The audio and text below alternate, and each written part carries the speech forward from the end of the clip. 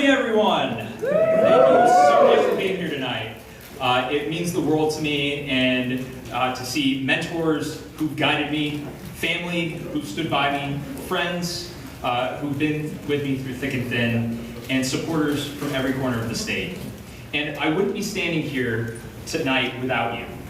And I'm so grateful. It's also great to be here tonight at the end of Disability Pride Month and the 60th anniversary of Medicaid to launch this campaign. Woo!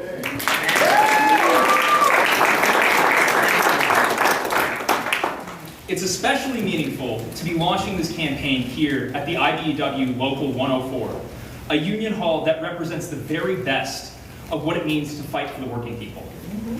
As someone who grew up in a working class union family, I'm proud to have the support of the Local 104, and while some candidates talk the talk about standing with labor, I'm proud to say I've walked the walk.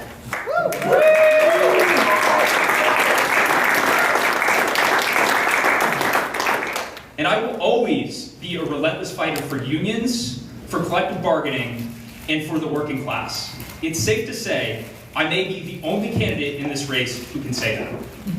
For now, for those of you who may know me, who not know me, my name is Heath Howard, and I'm a proud 7th generation Granite Stater, and I grew up right here in Stratford, New Hampshire.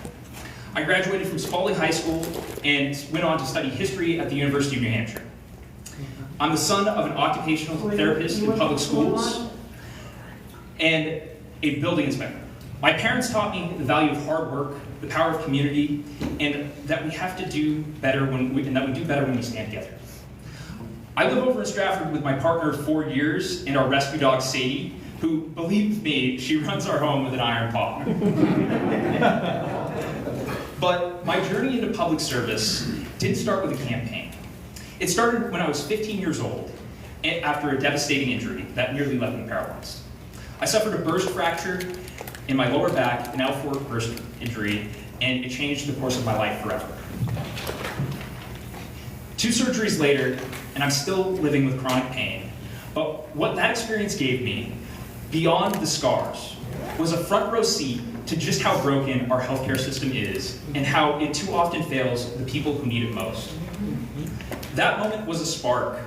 It lit a fire in me to fight for people with disabilities, for patients navigating a broken healthcare system, and for families who can't afford to fall through the cracks.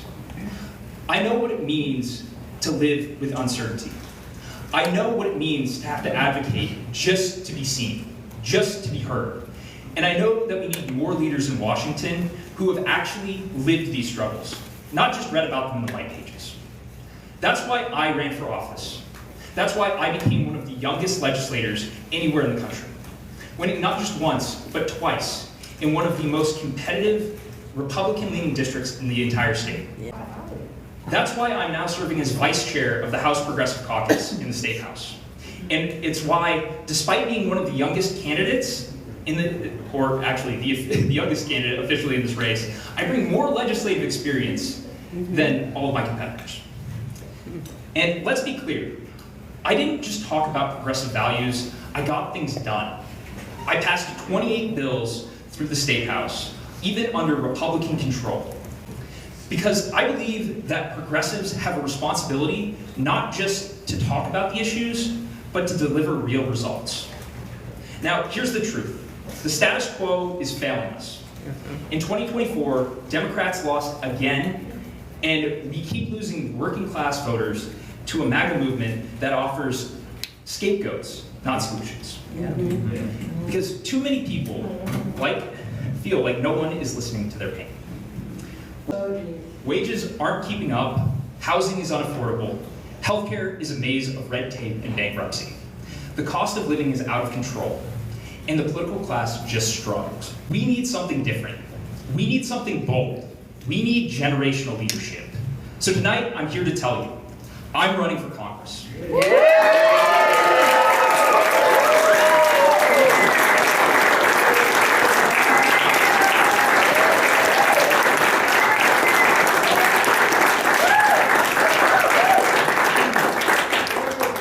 Because the people of New Hampshire's 1st Congressional District deserve a representative who knows what it means to struggle.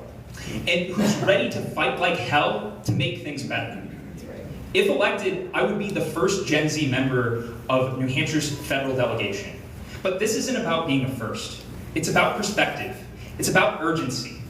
And it's about having the fire to take things on to the toughest fights and the track record to win them. I'm proud to run my campaign on an economic bill of rights because I believe every Granite Stater deserves a fair shot at a decent life. That means, for starters, number one, healthcare for all. No one should be living one illness away from financial ruin.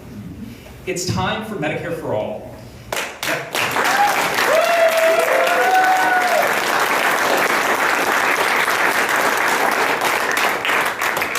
We need a system that guarantees lower costs for working people, not profits for insurance executives. Number two, affordable housing. We must build across the housing spectrum and crack down on corporate landlords and private equity firms who treat homes like poker chips. Housing is a human right, not a hedge fund.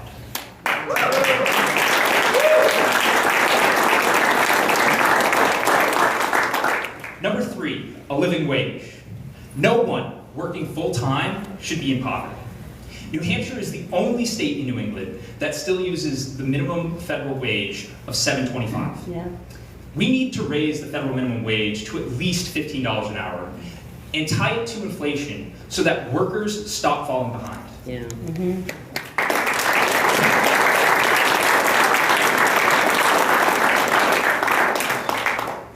Number four, tuition-free public college and trade schools. Young people shouldn't have to mortgage their future in order to get an education. Let's open doors, not close them. Whether it's a 4-year degree or job training, every path should be affordable and accessible. This isn't radical.